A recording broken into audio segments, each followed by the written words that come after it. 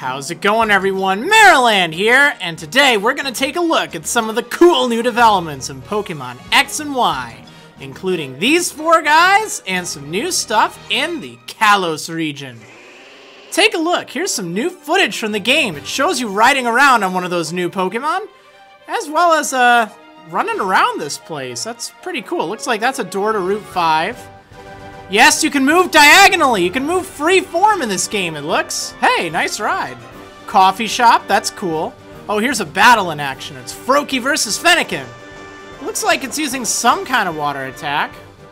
Then we have Chespin using probably Leech Seed. And Fennekin going to town with some Fire Spin. Look, you can sit on a bench! That's so exciting! Oh man. There's also this new bird thing. This funky looking thing, a panda, and that big old goat you saw. Yeah. Look at that thing. It's some kind of electric lizard thingy. And then there's this big goat using Horn Leech. Yeah. Now, is that cool or what? Oh man, so much to cover, and that's just the tip of the iceberg. So, let's start by taking a look at the new Pokemon. What do you say? Alright, so let's start with Fletchling. Fletchling is the obligatory bird Pokemon thingy you can catch early on the game. But don't let its looks deceive you. It's capable of using attacks like Flame Charge, which is rather interesting. Yeah, I'll be very curious to see what this evolves into, but we probably won't know for a little bit. Next up, we have Helioptile, or at least that's how I'm assuming it's pronounced. This weird lizard thing is actually an electric normal type, of all things, giving it a very unique type combination. It charges itself by bathing in the sunlight. In fact, it charges up so much energy that sometimes it doesn't even need to eat because of it. That's a little weird, but hey, it looks pretty cool. Its signature move is Parabolic Charge, which heals itself for half the damage it inflicts on its foe.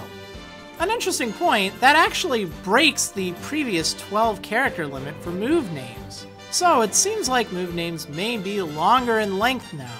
Finally. And look at this little thing. This is Pancham. I know, it's a fighting panda Pokemon with a little leaf sticking out of its mouth. It loves to intimidate its opponents by glaring at them, although it's not always successful at that. Its signature move is Parting Shot, which lowers the target's attack and special attack, but then forces Pancham to switch out afterwards. Certainly a rather interesting attack. Lastly, we have Gogoat, which is a grass-type goat Pokemon thing, as you can see here.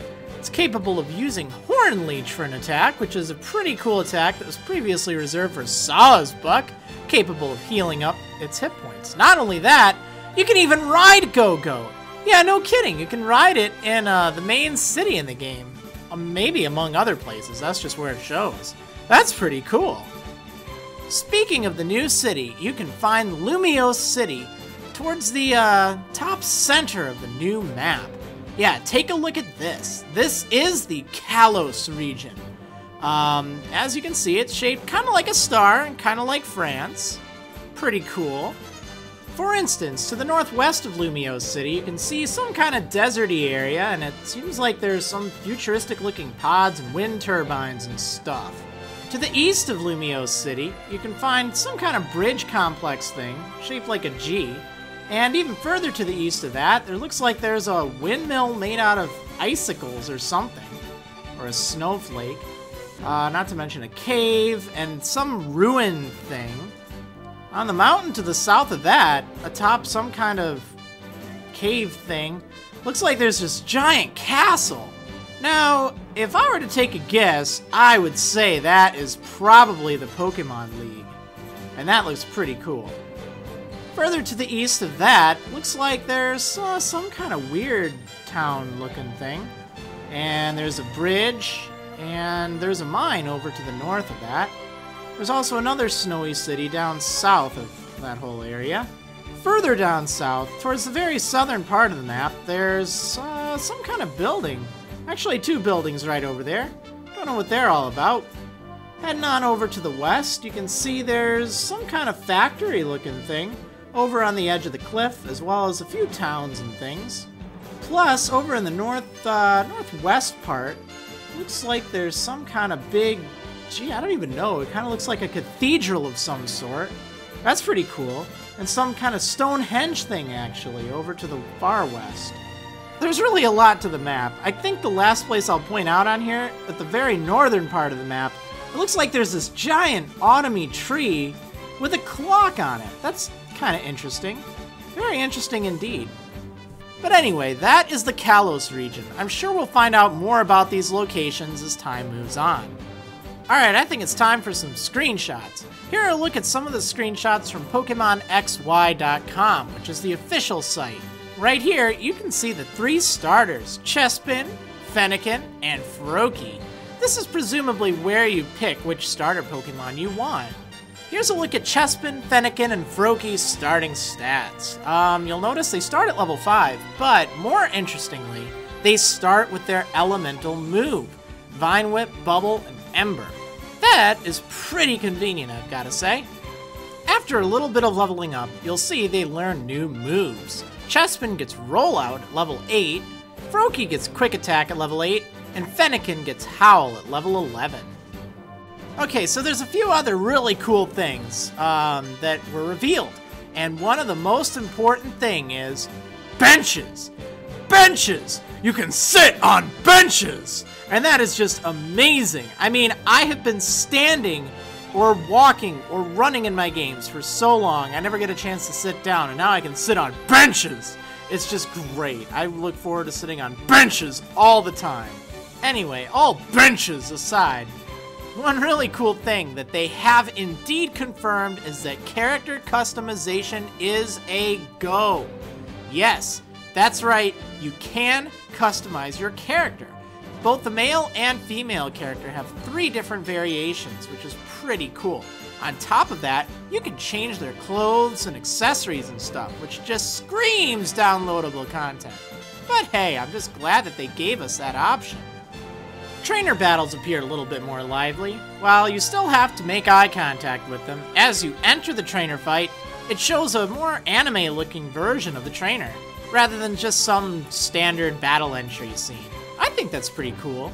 Speaking of battles, here's a look at the battle scene in action. As you can see here, it's Chespin versus Fletchling, and the screen's not very cluttered at all. It shows the hit points, hit point bar, level, and all that, but not a lot else. Presumably all of the attacks and things will be on the bottom screen, and this is just showing the top screen, but it looks pretty cool. As with previous games, it looks like they're using routes and stuff again, where you can find patches of tall grass as well as some trainers to fight. It looks like they're starting from scratch with the numbering system again, starting with Route 1 and going onwards. Presumably, Lumiose Town connects with Route 5, given the fact that there's kind of a big 5 in one of the scenes in the video. Speaking of Lumiose, here are a couple screenshots from the city. Here's one just of the trainer just kind of chilling outside in the street, you know. Here's one of another trainer standing on a bridge, and you can see that big cool tower thing that resembles the Eiffel Tower in the background. Aw, sweet, looks like a cafe of some sort. That's pretty cool.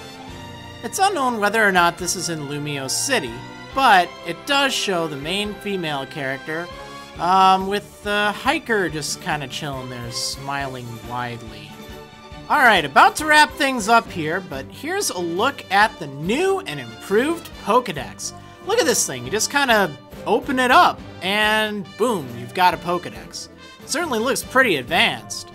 Now, if you take a closer look at it, you'll see that Zigzagoon is actually listed right before the new Fletchling. And additionally, it looks like Fletchling will have a total of 3 Pokemon in its evolution line, because you can see the outline of the next Pokemon, which looks like Pidgey, actually. So it should go Zigzagoon, then Linoon, then Fletchling, its 2 evolutions, then Pidgey, its 2 evolutions, and then whatever that other block is. Well, I hope you enjoyed this video. Be sure to, talk about what you've seen in the comments. I love getting the discussion going. It's great that there's so many Pokemon fans, so be sure to spread the word about the video too. Like it if you like it, and subscribe if you want to see even more stuff from me. Additionally, be sure to check out my website, Marriland.com, for even more Pokemon X and Y coverage. Thanks for watching, everyone, and enjoy the game. I look forward to sitting on benches all the time.